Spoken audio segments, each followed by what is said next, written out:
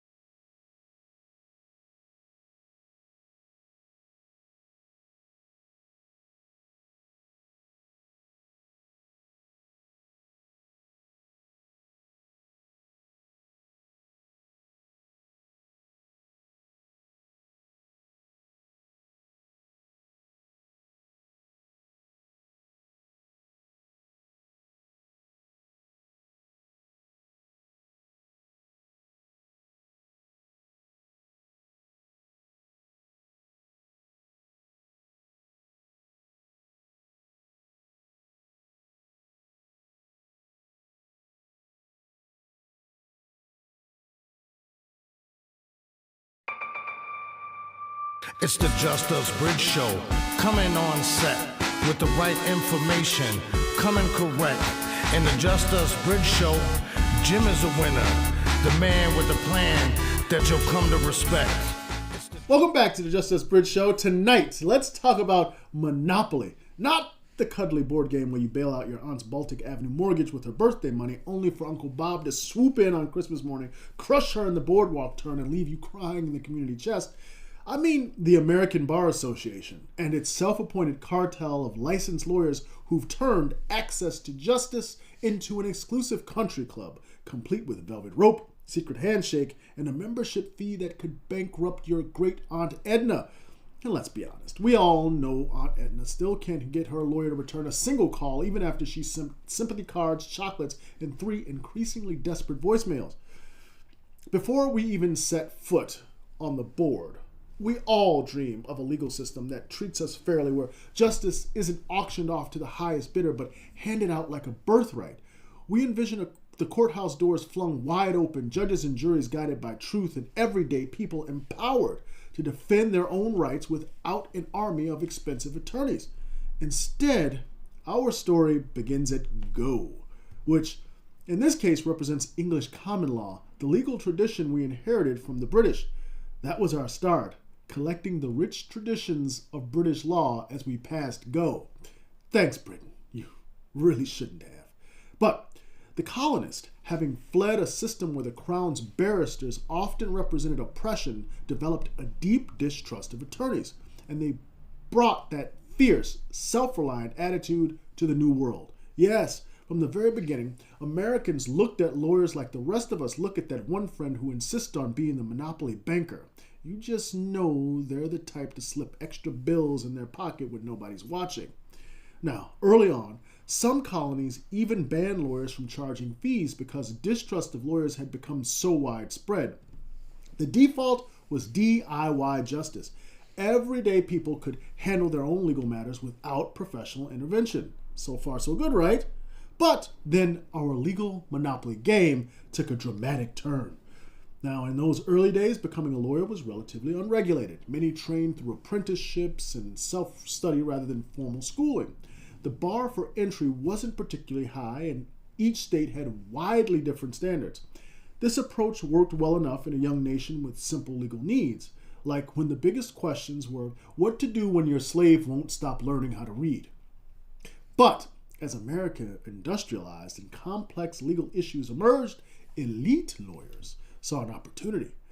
These established attorneys, many educated at the handful of law schools that existed, grew concerned about untrained practitioners diluting the prestige of their profession and diluting the amount of cash flowing into their pockets.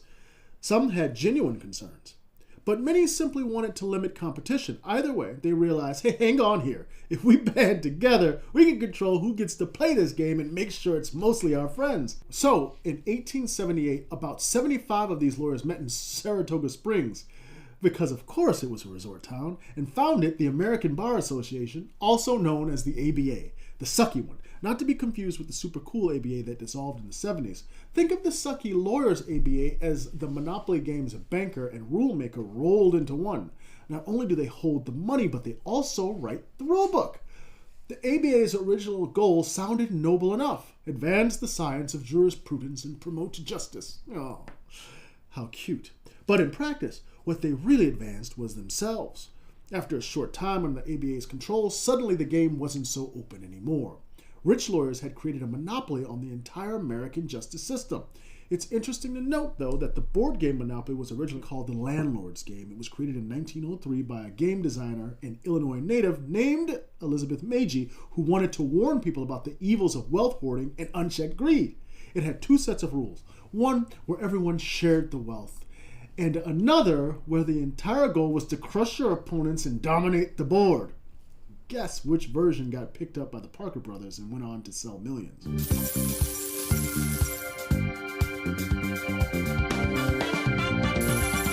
So, how exactly did the ABA do it? Picture a Monopoly game where one player snatches up Boardwalk and Park Place on the first lap, then also corners the railroads for good measure. In our legal Monopoly, the lawyers did exactly that. They secured all the prime real estate of legal practice, from courtroom advocacy to giving legal advice, by making it illegal for anyone else to set up shop. And their most powerful weapon? New rules that ban the unauthorized practice of law, also known as UPL laws. These basically became the go directly to jail square for any non-lawyer who dares to offer legal help. Throughout the 20th century, the bar associations wielded UPL statutes like medieval cudgels, fighting off any competition to their turf. They begrudgingly allowed a few exceptions, like letting accountants do tax prep and realtors handle simple real estate closings, but by and large, the message was clear. This board belongs to the bar, and the barriers to entry, ooh boy. First, you need a law degree, preferably from a law school blessed with an accreditation by the ABA. Of course, they're the ones who get to decide which law schools are legit, right?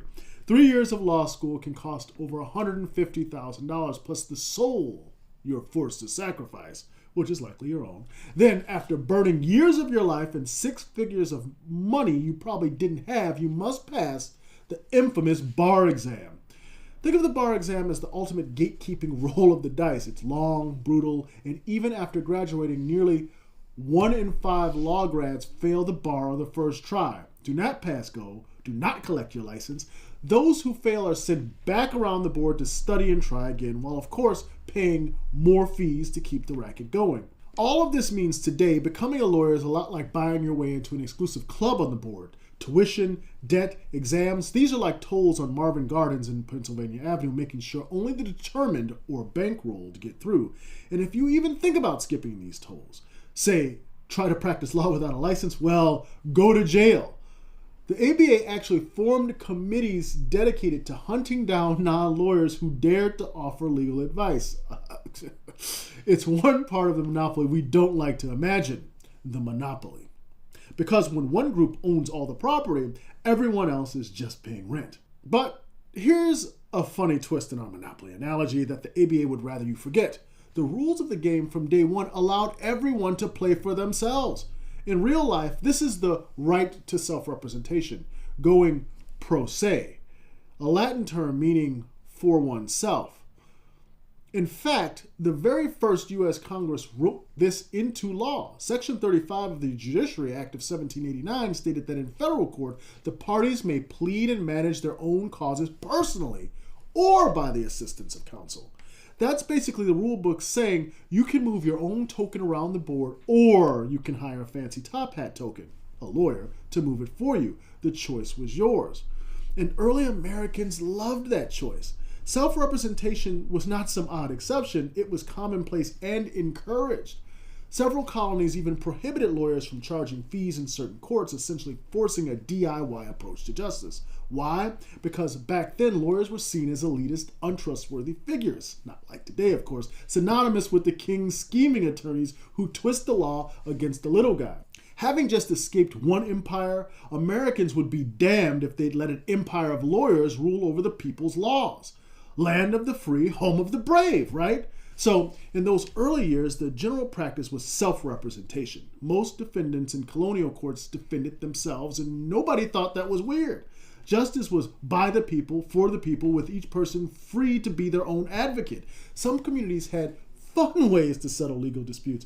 In smaller, less religious settlements, parties would sometimes go to a tavern and resolve disputes over drinks. The winner was whoever held their liquor better and didn't insult the barkeep. Unofficial, of course, but effective. But it wasn't always fun and games. In more hardcore instances, an accused person might be forced to stick their hand in boiling water or hold a hot iron. If the wounds healed cleanly, innocent. If infected, guilty, because God or something. And who could forget the Salem witch trials? Not exactly the highlight reel for American justice, but hey, no witches convicted in Massachusetts since the 1600s, so maybe it worked. Effective deterrent, or just really bad PR for broom ownership? You decide. Still, imagine if those witches had gone pro se. We might be living in the United States of Coven right now. She didn't need a lawyer. She hexed the jury and filed a motion to vanish. I'm just saying, we used to handle things ourselves, but today we've got more lawyers per capita than any other country on earth. So yeah, our DIY legal spirit may have been burned at the stake too.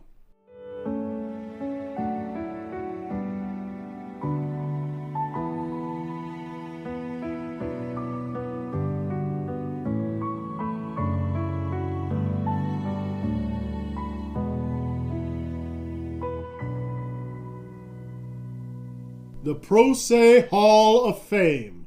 Notable DIY legal victories.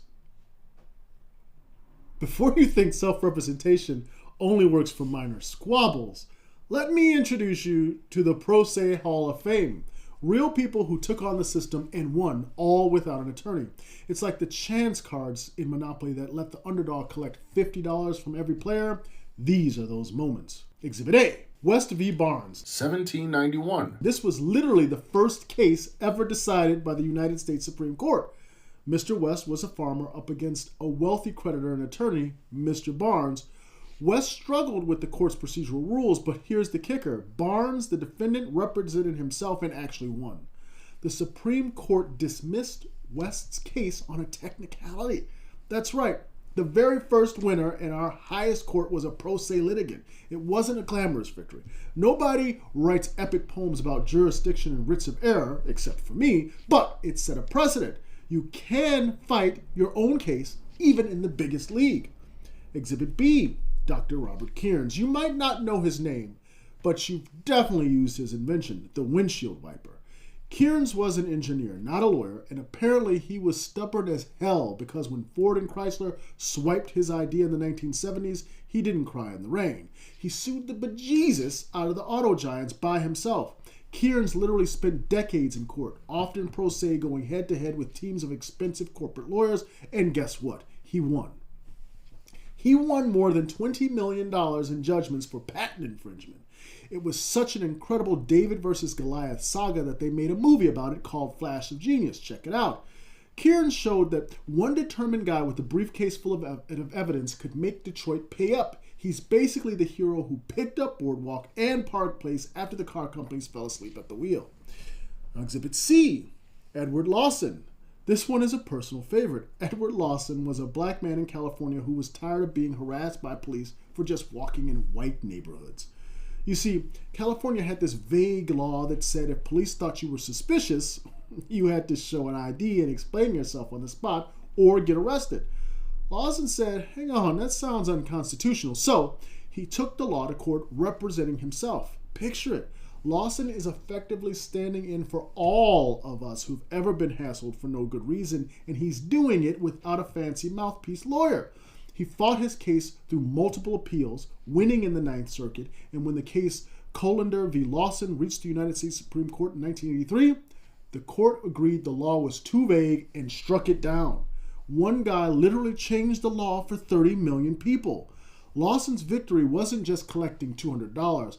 It was like getting the deed to the police department and tearing up the go-to-jail card for countless others. These are just a few examples, and I'm leaving out others for time, but shout out to Mary Beth Tinker and her armband case, which was a landmark Supreme Court case that upheld student First Amendment rights, and Clarence Earl Gideon, who wrote his own Supreme Court petition from a prison cell. His case led to the creation of public defenders across the country. One man, one handwritten appeal changed the law for millions. The point is, pro se litigants have made history. They've won cases big and small from the founding of our nation up to the present. So, if someone ever scoffs and says, you can't possibly win without a lawyer, tell them about Kearns and Lawson. It's an inspiring reminder that ordinary citizens can hold the system accountable if they know their rights.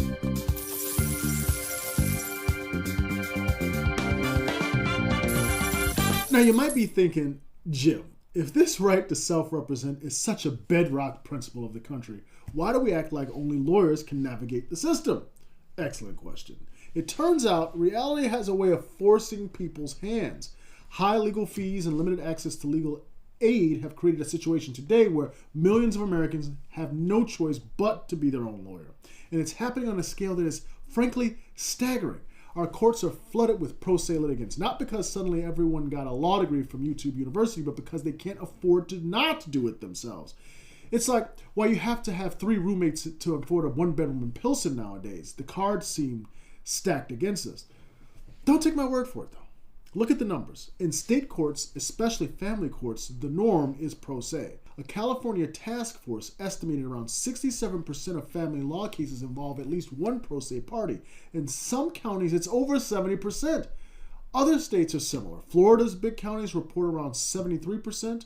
62% in family cases. In San Diego, the divorce courts went from 46% pro se in 1992 to 77% by the year 2000.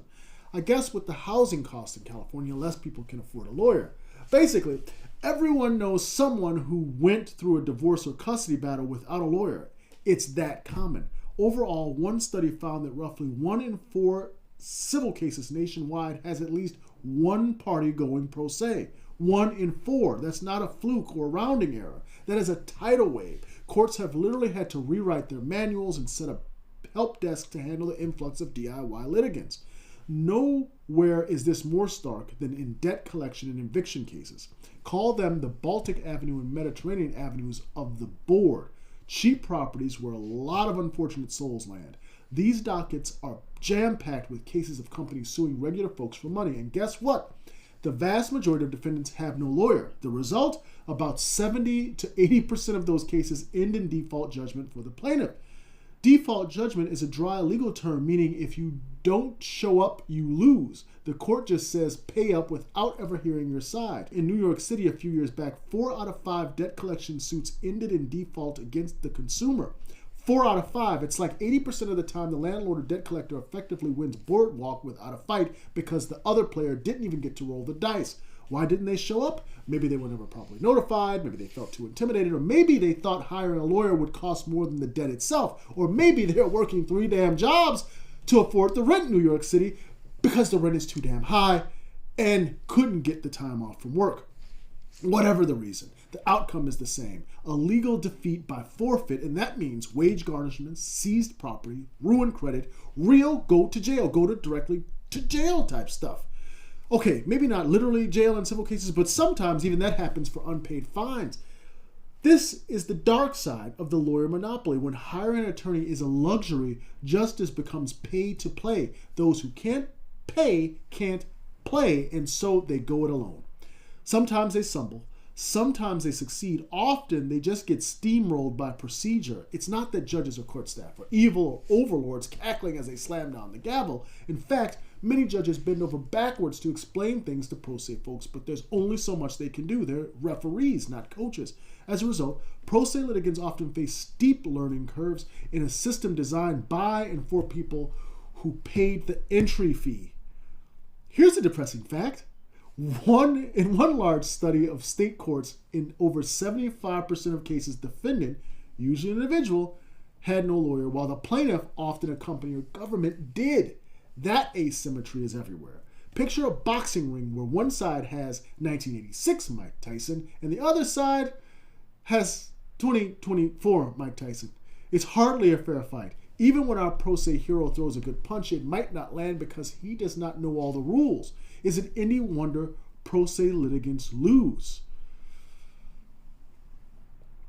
Let's address the elephant in the room, in the courtroom. Having a lawyer does help. They know the secret passwords, the strategy, the fine print on the chance cards. They won't miss a filing deadline or get Form Alpha 2E7B rejected for using blue ink instead of black. For an untrained person, those pitfalls are everywhere. So is all lost if you can't afford a lawyer? Not at all. Remember our Hall of Famers? When pro se litigants do invest the time to learn the game, they can even the odds. The key is knowledge and preparation. Think of it this way. If you're going to be your own attorney, you have to play the board from 2 angles. The top hat, strategy, and the race car, forcefulness. And maybe also the shoe, because you'll be running around a lot. It's not easy, but many folks have done it. There are resources out there. Legal aid clinics, online guides, even court-sponsored workshops. Some forward-thinking courts have simplified forms and established self-help centers to help pro se litigants. In a few places, they're experimenting with allowing trained paralegals or advocates to assist folks in simple cases, basically adding a new game piece. That's not a full lawyer, but can help bridge the gap. The ABA, unsurprisingly, has mixed feelings about this. They're like, we'll allow a new token on the board if it helps the game, but we're watching you, paralegal Pez dispenser. One helpful head pop at a time. The point is, people are fighting back against the notion that justice is lawyers only. Every time a tenant faces their landlord in court without counsel or a parent files for custody pro se because they can't pay a $5,000 retainer, they're asserting in practice what the Judiciary Act of 1789 promised. This is your cause, and you have the right to management. It's empowering, but also daunting. It's like being thrown the keys to that exotic car at the auto show. You can get to where you need to go, but you'll be holding onto that steering wheel for dear life.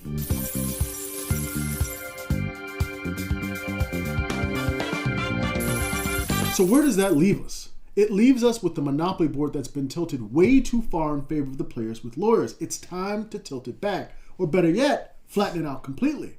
This isn't about banishing lawyers. Some of my best friends are lawyers. No, really, call me. I need you to look at a parking ticket. And while we can safely say it's not all lawyers, there is something about that phrase that smacks like saying it's not all Klansmen. While technically true, that phrase doesn't leave much room for sympathy. But this episode is about making sure everyone can navigate the legal system with or without an attorney. It's about reclaiming control over our own piece on the board. First off, we need to normalize the idea that people can represent themselves and deserve support when they do. That means court providing clearer instructions and forms written in actual English, not frickin' Klingon. It means maybe giving a little leeway on procedures for those without counsel, without undermining fairness to the other side. It means having accessible law libraries, not guarding them like the IMF vault in Mission Impossible. In short, make the community chest full of resources for the community, not just a pamphlet saying you should have hired a lawyer, good luck. Secondly, we as citizens should demand changes to the rules of the game. Why not allow more licensed paraprofessionals to handle routine legal matters at lower cost? Washington State tried a limited license legal technician program, basically a legal nurse practitioner, and it showed promise in family cases before opposition stalled it. Why not invest in legal aid so that free parking on the board comes with a chance to get real advice? And here's a big one. The ABA could chill out a bit on protecting its turf and instead focus on why so many people feel they have no option but to go solo. When courts are seeing 70-80% of people pro se, that's a flashing neon sign that the legal services are not accessible. The ABA should treat that like the four horsemen of the apocalypse riding past Marvin Gardens. It's not good for the public or for the legitimacy of the law. Finally, and most importantly, know your rights. Remember, the law belongs to all of us. You are allowed to represent yourself. You have the right to learn the rules and play. If you can get a lawyer, great. By all means, that can help. But if you can't, don't automatically fold. Sure, it's not Monopoly, but someone will try to take your house. Use the resources out there. There's an old saying, a man who is his own lawyer has a fool for a client. Maybe. Or maybe a man who masters his own case has a champion for a client. At least that client will care as much as possible about the outcome because it's literally their life. Think of pro se litigants as players taking back squares on the board one at a time.